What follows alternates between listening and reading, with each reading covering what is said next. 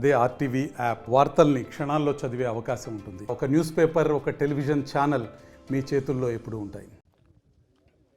ప్రకాశం జిల్లా నాగులపులపాడు మండలం అమ్మనబోలు గ్రామంలోని కొంత రోజు నుంచి కూడా వివాదాస్పదంగా ఉన్నటువంటి కొన్ని రొయ్యల గుండ్లకు సంబంధించి ఈరోజు విచారణకు కూడా దానికి సంబంధించిన అధికారులు అంటే ఫిషరీసు, అదేవిధంగా పొల్యూషను, రెవెన్యూ శాఖ అధికారులు కూడా ఈరోజు వచ్చి విచారణకు చేశారు. అసలు విచారణ ఏ విధంగా జరిగిందో, ఎటువంటి సమస్యలు గుర్తించారో వారు మాట్లాడి తెలుసుకునే ప్రయత్నం ఇప్పుడు చేద్దాం.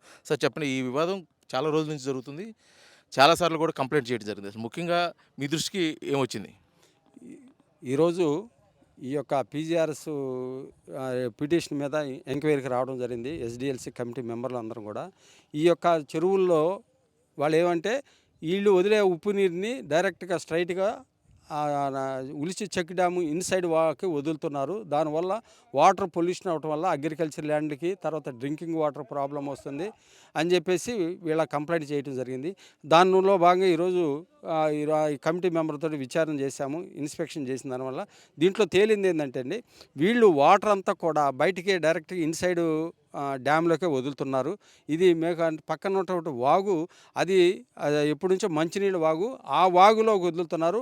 ఆ వాగులోకి వదలటం వల్ల ఇన్సైడ్ ఉన్నటువంటి చెక్ డ్యామ్లోకి వెళ్తుంది.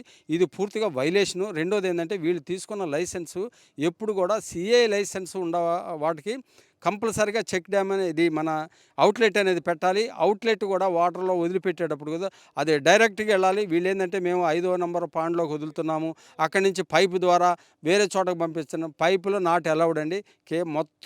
మొత్తం వాటర్ అంతా సింగిల్ స్ట్రోక్గా వెళ్ళిపోవాలి. వాటర్ తీసినప్పుడు సింగిల్ స్ట్రోక్గా ఎక్కడ వాటర్ స్టాగ్నేట్ అవ్వకుండా వెళ్ళిపోవాలి. అదంతా వెరిఫై చేసాము, అన్ని అవుట్లెట్ చూసాము, ఎక్కడ కూడా వాళ్ళు సిస్టమేటిక్గా ఏం లేదు, అంతా వైలేషన్ జరిగినట్టుంది. గతంలో కూడా వీళ్ళు సిఏ అంటే ఫ్రెష్ వాటర్ కింద ఫస్ట్ లైసెన్స్ తీసుకున్నారు.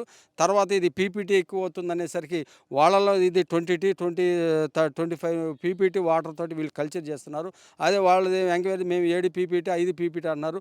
బిలో 5 పీపీటీ అయితే ఫ్రెష్ వాటర్ అండి, అబోవ్ 5 పీపీటీ అయితే సిఏకి పరిధిలోకి వస్తుంది. కాబట్టి వీళ్ళు యాజ్ పర్ సిఏ నారమ్స్ ప్రకారం ఈ చెరువులన్నీ కూడా వైలేషన్ జరిగిందండి.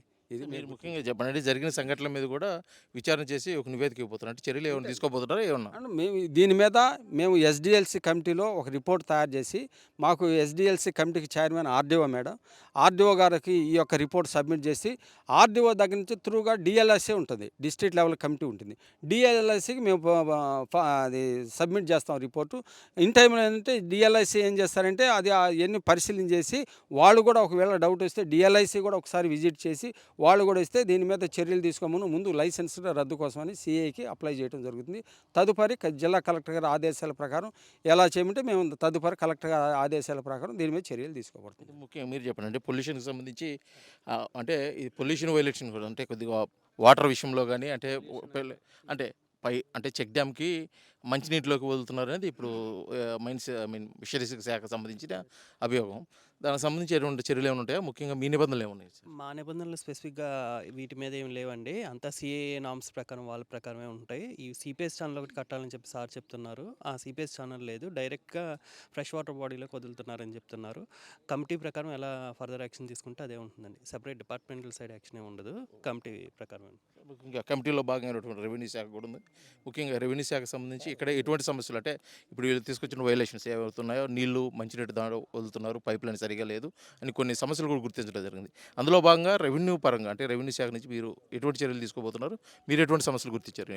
అంటే రెవెన్యూ పరంగా కాదు, అంటే జాయింట్ ఇన్స్పెక్షన్ మన టీం ఉంది కదా, టీం ప్రకారము సిఏ నిబంధనల మేరకు ఎస్డిఎల్సి జాయింట్ ఇన్స్పెక్షన్కి మేము రిపోర్టు సబ్మిట్ చేస్తాము. మళ్ళీ డిస్టిక్ లెవెల్లో సార్ చెప్పినట్టు కమిటీ ఉంటుంది, వాళ్ళు కూడా మా రిపోర్ట్ను బేస్ చేసుకొని అవసరమైతే వాళ్ళు విజిట్ చేస్తారు, లేకపోతే జిల్లా కలెక్టర్ సార్ ఆదేశాల మేరకు మేము తదుపరి చర్యలు తీసుకుంటాం. మొత్తానికి ఇక్కడ జరిగినటువంటి ఈ ఇన్స్పెక్షన్లో భాగంగా కూడా ఫిషరీస్, అదేవిధంగా పొల్యూషను, అదేవిధంగా రెవెన్యూ డిపార్ట్మెంటు అధికారులు కూడా పాల్గొనడం జరిగింది. ఇక్కడ కొంత ఇబ్బందికరమైన వాతావరణం అయితే గుర్తించడం జరిగింది.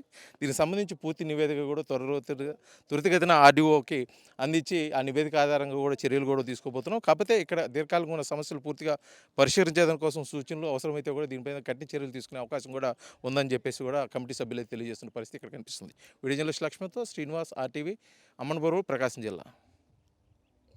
తెలుగులో న్యూస్ కి ఫాస్టెస్ట్ యాప్ ఇప్పుడు టోటల్లీ న్యూ అవతార్లో జస్ట్ 5 seconds లో కంప్లీట్ న్యూస్.